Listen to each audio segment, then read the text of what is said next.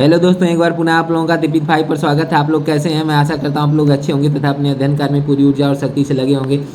तो चलिए, हम लोग जो भूगोल की सीरीज चला रहे हैं उसमें हम लोग पिछली वीडियो में देशांतर रेखा को पढ़े हैं। आइए उसे कंटिन्यू करते हैं। देशांतर रेखाओं के बारे में हम लोग एक बार बढ़िया से विस्तृत रूप से देख चुके हैं। आइए हम लोग अब एक झलक में देशांतर रेखाओं को जान जाते हैं कि इसमें क्या होता है।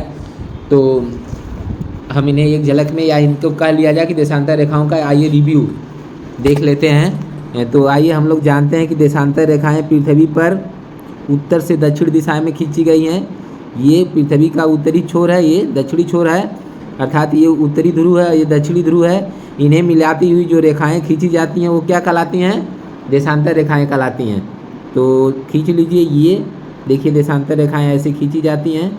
ये ध्रुवों पे जाके आपस में मिल जाती हैं। ध्रुवों पे जाकर ऐसे आपस में मिली रहती हैं। ये रेखाएं क्या होती हैं? देशांतर रेखाएं कहलाती हैं। देशांतर रेखाएं कहलाती हैं। तो ये सब जो भी हैं रेखाएं, ये देशांतर रेखाएं हैं।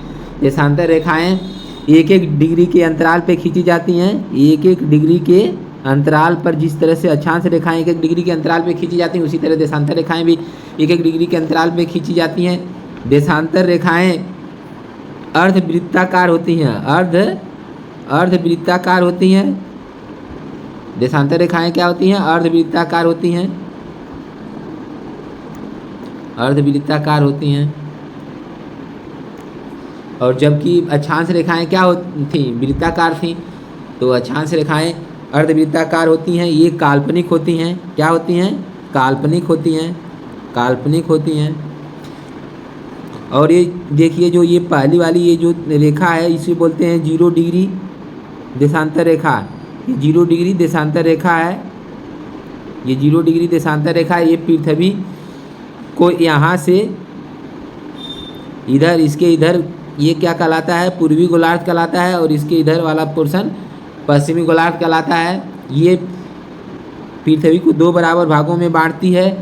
प्रत्येक देशांतर रेखा, जैसे अक्षांश रेखा में भूमध्य रेखा केवल पृथ्वी को 2 बराबर भागों में बांटती है, लेकिन देशांतर रेखाओं में प्रत्येक देशांतर रेखा पृथ्वी को 2 बराबर भागों में बांटती हैं। कोई भी रेखा पृथ्वी को 2 बराबर भागों में बांट देती है। तो चलिए आगे देखते हैं हम लोग। ये काल्पनिक होती हैं, दोनों ध्रुवों को मिलाती हैं। इन्हें यामोत्तर रेखा भी कहा जाता है। क्या कहा जाता है इन्हें? यामोत्तर रेखा। यामोत्तर रेखा, यामोत्तर रेखा भी इन्हें कहा जाता है। यामोत्तर रेखा भी इसे कहा जाता है। लंबाई में ये क्या होती हैं? ये लंबाई में समान होती हैं। ये लंबाई में क्या होती हैं? लंबाई में ये सब समान होती हैं। समान होती हैं। कोई भी देशांतर रेखा है वह दूसरी देशांतर रेखा के बराबर होगी, अर्थात इनकी सभी की लंबाई समान होती है।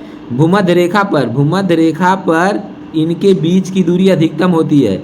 भूमध्य रेखा पर 2 देशांतर रेखाओं के बीच की दूरी अधिकतम होती है, जो कितना होती है? 111.32 किलोमीटर।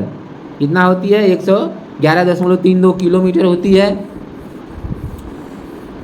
तो भूमध्य रेखा पे लंबाई, भूमध्य रेखा पे क्या होता है? इनके बीच की दूरी सबसे अधिकतम होती है। ये लंबाई में लगभग भूमध्य रेखा के बराबर होती हैं। ये लंबाई में लगभग किसके बराबर होती हैं? भूमध्य रेखा के ही लगभग बराबर होती हैं।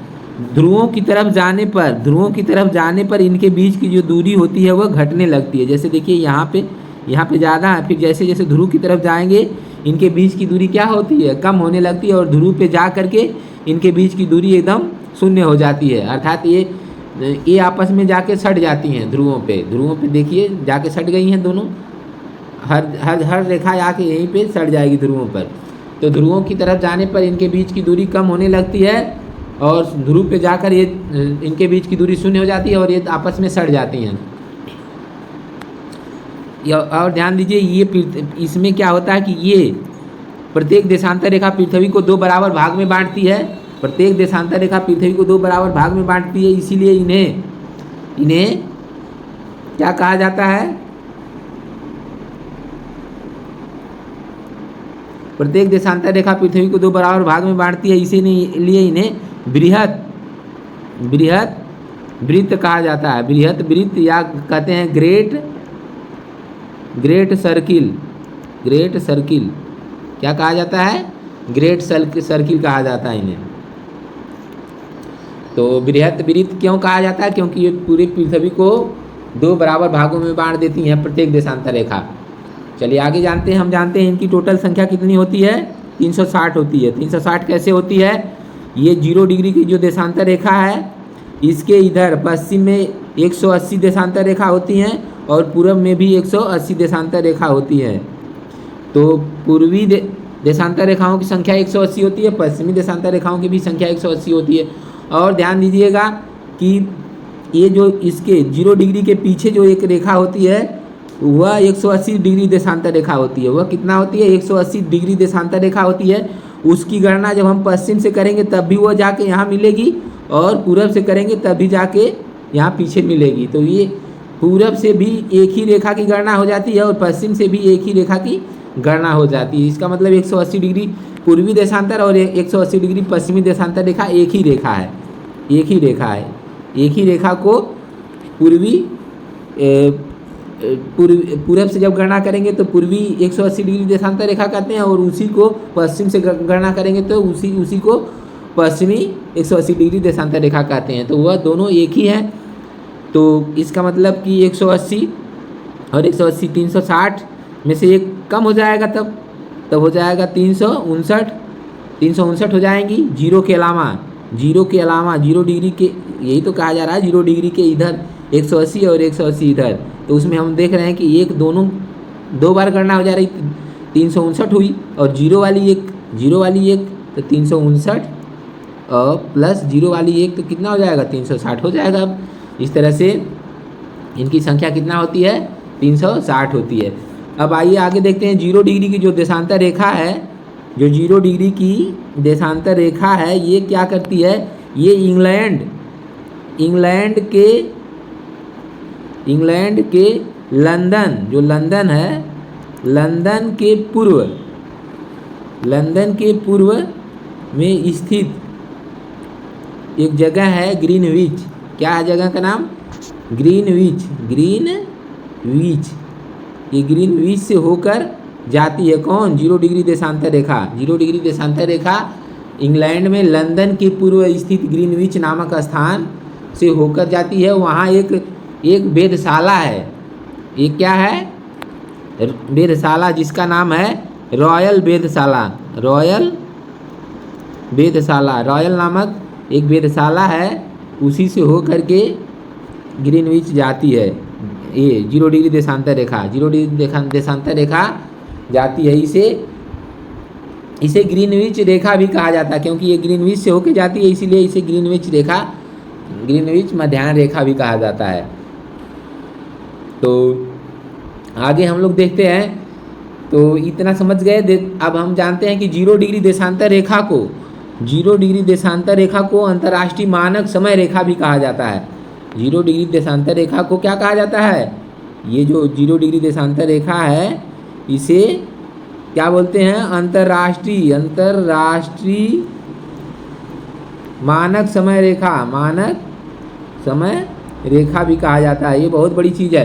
अर्थात इसे सभी देश इसे आधार मान लिए हैं। यहाँ का जो 0 डिग्री देशांतर रेखा का जो समय है इसको 0 मान लिया गया है और यहीं से हर देश अपने देश की अंतर्राष्ट्रीय तिथि रेखा जो निर्धारित करते हैं, अपने देश की जो मानक समय रेखा, हर देश अपने देश का मानक समय यहीं से लेते हैं। कहाँ से? 0 डिग्री देशांतर से। यहाँ से 7.5 डिग्री के अंतराल पर या आधा घंटा के अंतराल मतलब 30 मिनट के अंतराल पे या 7.5 डिग्री के अंतराल पर हर देश अपने यहाँ का समय निर्धारित करता है। जैसे हमारे देश का जो मानक समय है वह 82.5 है। 82.5 डिग्री लिया गया है। 82.5 डिग्री 7.5 का गुणज है। 7.5 का गुणज है, अर्थात 7.5 के पहाड़ा में 82.5 आएगा। तो इसीलिए अब लिया गया है। और जानते हैं ग्रीनविच का जो समय है, 0 है, वहाँ से 5.5 घंटा के अंतराल पे लिया गया। हम कहें ना 30 मिनट के अंतराल पे लेना है। तो देखिए ये 5.5 क्या है, 30 का गुणज होगा कि नहीं, 5.5 होगा, आधा घंटा का गुणज होगा।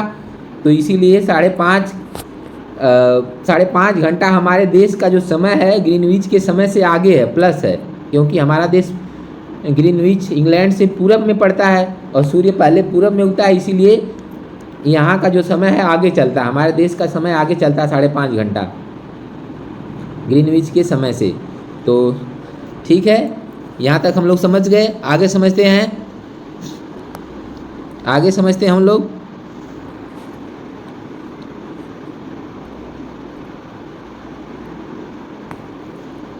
आगे हम लोग देखते हैं, हम लोग जानते हैं कि 180 डिग्री जो देशांतर रेखा है, 180 डिग्री का जो देशांतर रेखा है वह 0 डिग्री देशांतर रेखा के पीछे है, 0 डिग्री देशांतर रेखा के पीछे, ठीक पीछे है। अगर ये दोनों मिल जाए तो एक वृत्त बनाते हैं, आधा आधा वृत्त जुड़ जाएगा एक वृत्त। ये 180 डिग्री देशांतर रेखा है, लेकिन ध्यान दीजिएगा 180 डिग्री जो देशांतर रेखा है ना वह सीधे नहीं आती है, ये क्या करती है, थोड़ा दूर आने के बाद बीच में मुड़ जाती है। बेरिंग जल संधि के पास अलास्का और साइबेरिया के पास आती है, तो ये क्या करती है, पश्चिम की तरफ मुड़ जाती है, फिर उसके बाद आगे सीधे चलती है, फिर आगे फिर इधर की तरफ आती है, फिर उसके बाद कुछ समय के बाद फिर जाके ये मुड़ जाती है। ऐसे ऐसे ऐसे 3 बार मुड़ जाती है। कितनी बार मुड़ती है, 3 बार मुड़ती है। एक बार न्यू फाउंडलैंड के पास में मुड़ती है, और एक बार जो ये समोआ द्वीप हैं उनके पास में मुड़ती है। इस तरह से 3 जगह इसको मोड़ा जाता है। तो इसको मोड़ा गया है ये, और इसे हम क्यों मोड़ा गया है, क्योंकि साइबेरिया के पास इसलिए मोड़ा गया क्योंकि साइबेरिया 2 भाग में बढ़ जाएगा, इसीलिए मोड़ दिया गया, इसलिए मोड़ दिया गया कि साइबेरिया न बटे। ये इसे अंतर्राष्ट्रीय तिथि रेखा कहा जाता है। इसे क्या कहा जाता है, अंतर्राष्ट्रीय तिथि रेखा, अंतर्राष्ट्रीय तिथि रेखा, इंटरनेशनल तिथि रेखा कहा जाता है। किसे, 180 डिग्री। अर्थात यहाँ से तिथि दिन का निर्धारण होता है कि कौन सा। अब याद रहे आपको, अगर ये जो अंतर्राष्ट्रीय तिथि रेखा है इसके अगर इधर आप पूरब हैं तो आपको सोमवार रहेगा, अगर इसके पश्चिम चले जाएंगे तो मंगलवार हो जाएगा। क्या हो जाएगा, मंगलवार, एक दिन आगे हो जाता है। ठीक है, तो हम लोग समझ रहे हैं कि अंतर्राष्ट्रीय तिथि रेखा को अंतर्राष्ट्रीय तिथि रेखा इसलिए कहा जाता है क्योंकि यहीं से तिथि का निर्धारण होता है। इसके इधर उधर थोड़ा से भी होंगे तिथि बदल जाएगी। तो इसीलिए इस एक ही देश में 2 तिथि ना हो, उसके लिए क्या इसे मोड़ दिया गया है। 3 जगह क्या किया गया है, मोड़ा गया है, तो इसे मोड़ दिया जाता है। तो हम लोग समझ गए कि अंतर्राष्ट्रीय तिथि रेखा किसे कहते हैं, 180 डिग्री देशांतर रेखा को अंतर्राष्ट्रीय तिथि रेखा कहा जाता है। आगे हम लोग उस लेक्चर में और क्या पढ़े, हम लोग पढ़े कि पृथ्वी क्या करती है, 24 घंटे में अपने अक्ष पर एक चक्कर लगाती है, अपने अक्ष पर एक चक्कर घूमती है 24 घंटे में। अर्थात एक चक्कर घूमने का मतलब एक बिंदु के चारों तरफ जब घूमती है तो 360 डिग्री घूमती है। 24 घंटे में वो 360 डिग्री घूम जाती है। कौन, पृथ्वी जब हम जानते हैं कि 24 घंटे में 360 डिग्री घूम जाती है, तो 24 घंटे में 1 घंटा में कितना घूमेगी, 360 में हम 24 से भाग दे देंगे तो पता चलेगा 15 डिग्री घूमेगी।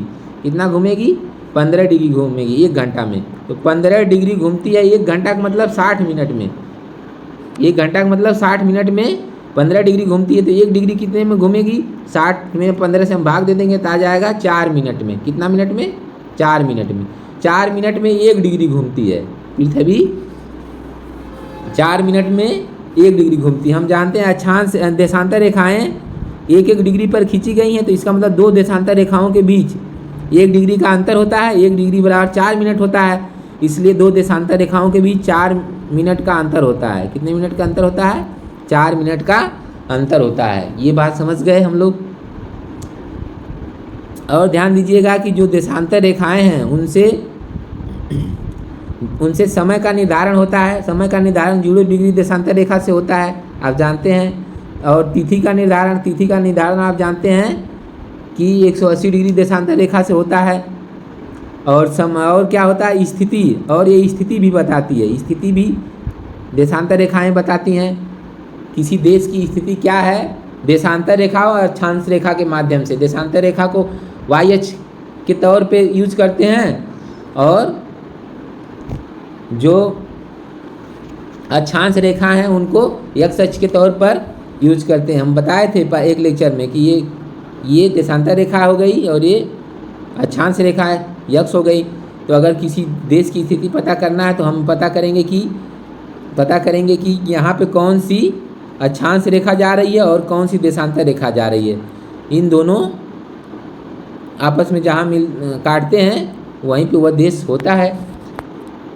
तो यहाँ से हम लोग स्थिति पता कर लेते हैं, अर्थात देशांतर रेखा स्थिति किसी देश या किसी स्थान की स्थिति बताती हैं, समय बताता है और तिथि बताती हैं। चलिए ठीक है, इस तरह से ये रिव्यू रहा। ये क्या है, एक रिव्यू था जो आपके माइंड में सेटअप करना था कि देशांतर रेखाएं क्या होती हैं, इनका क्या रोल है, ये क्या करती हैं, ये कितने दूरी पे खींची गई हैं, इनकी लंबाई क्या है, कब घटती है, कब लंबाई कहाँ इनकी समान होती है, कितना लंबाई होती है, आपस में कब मिलती हैं, इनकी कुल कितनी संख्या है, ये कितने डिग्री पे खींची गई हैं। चलिए ठीक है, 0 डिग्री देशांतर कहाँ से गुजरती है, ये सब।